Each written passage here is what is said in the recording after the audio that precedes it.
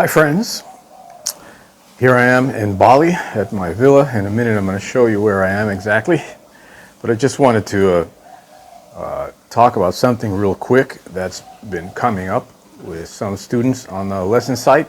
And of course I want to say thank you first of all to everybody that's been sending in the super thanks.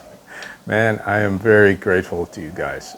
I really appreciate it, and it makes me feel like you guys are really enjoying the material, and it's an honor for me to talk with so many great drummers out there. There on this channel is a lot of great drummers with a lot of experience. So I'm honored that you take the time to listen to what I have to say. One of the questions that's been coming up is practicing on a pad a waste of time?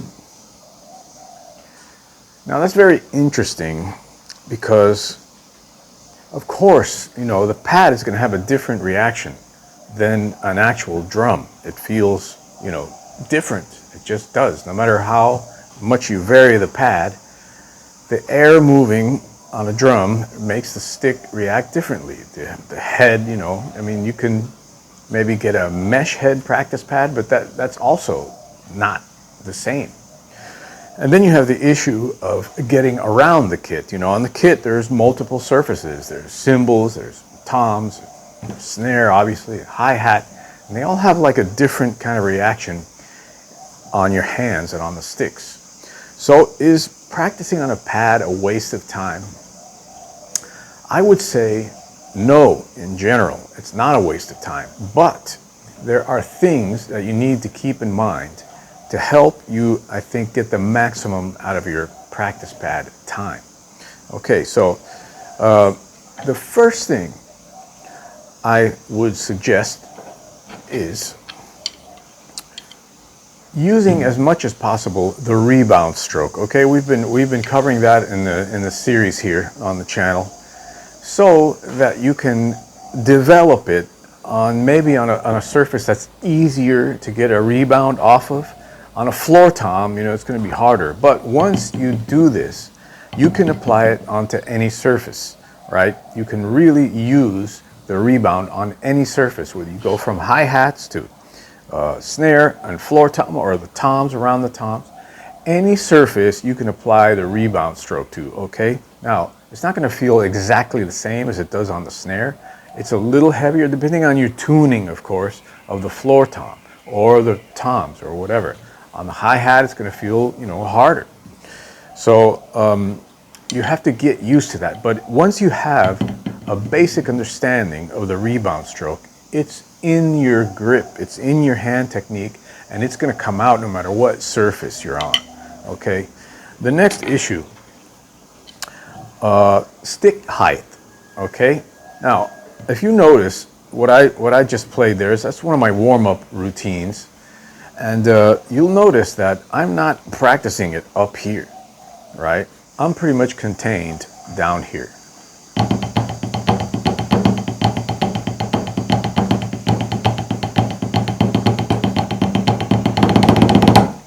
All right, I'm not up here. And why is that? Because I'm working on technique. I'm not working on music, okay? I'm strictly working on hand technique, and I'm trying to see how I can improve the little things that influence hand technique. Of course, you know, the rebound stroke, make sure my wrists are properly, you know, aligned with my body, my arms are relaxed, my fingers are not like tensing up and sticking out like this.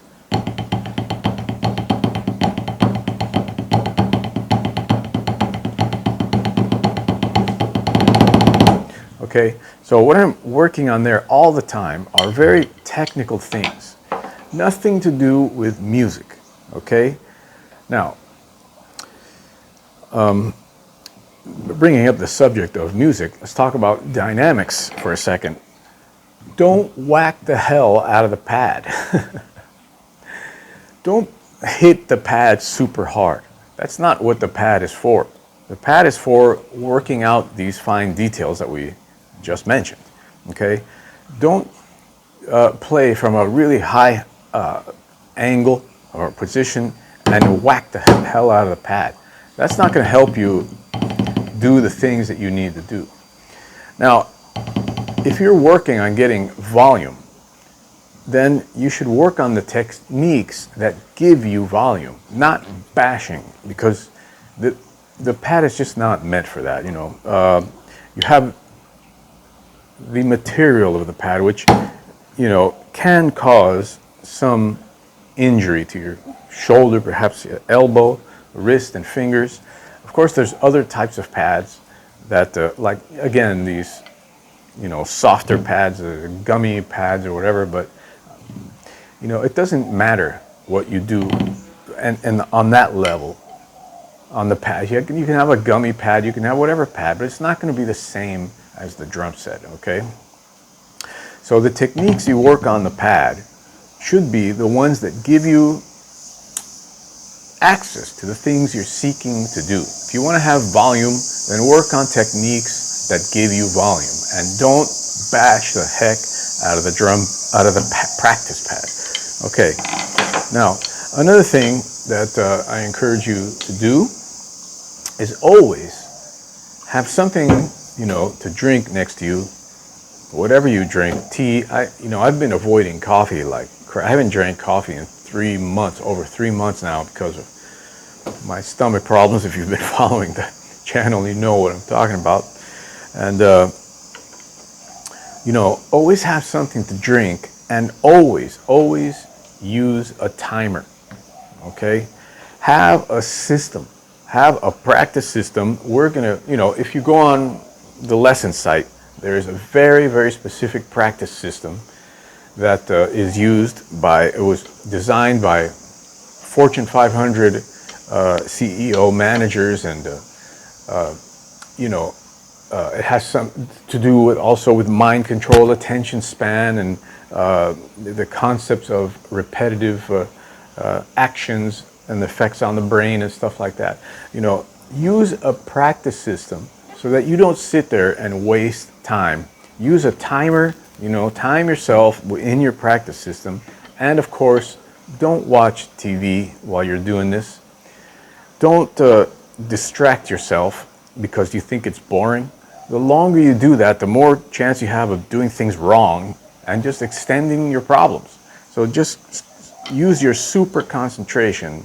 I call it super concentration. One thing is concentrating. Another thing is super concentrating so that the task becomes embedded in you a lot, stronger and sooner.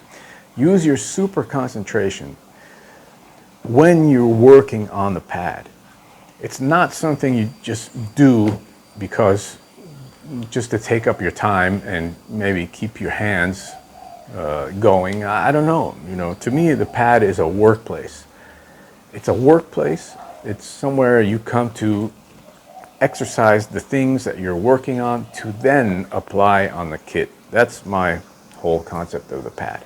So, is the pad a waste of time? I don't think so.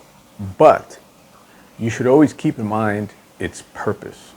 Okay? The purpose of it and the effects that it's going to have on your playing.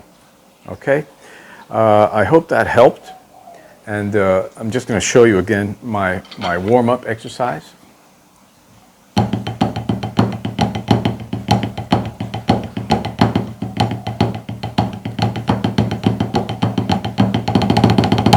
All right, so you'll notice it's a clave, rumba clave, pa, pa, da, da, da. I'm just doing flams on the notes of it, where the clave is.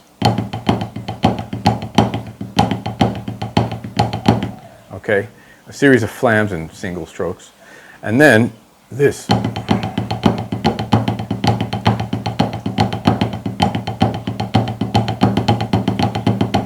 From there, I'm flowing to flam taps, okay? Flam taps using rebound.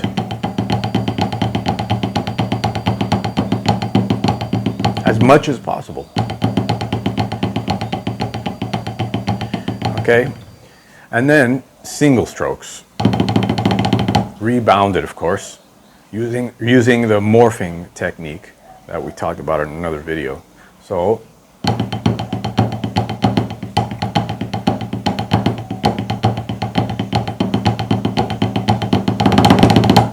So why do I do this warm-up? It's because everything I'm doing is kind of the same, right? From the flams to the flam taps to the singles. Everything I'm doing is working on my rebound stroke, working on getting the blood flowing, and in a way that's going to help me warm up for what I need to do on the kit. Okay? That's my concept for that warm-up technique, and perhaps you have some warm-up techniques that you like too. But I would suggest to make sure that your warm-ups are serving a great purpose, not only one thing at a time. So when I'm working on a warm-up, this is working on many things at once, okay? Flam taps, flams, singles, etc. Overall, I'm working on my rebound stroke, which is 90% of what I do when I'm playing kit, okay? So I hope that helps. And yeah, here we are in Bali, Indonesia. I think I'll show you around where I work out.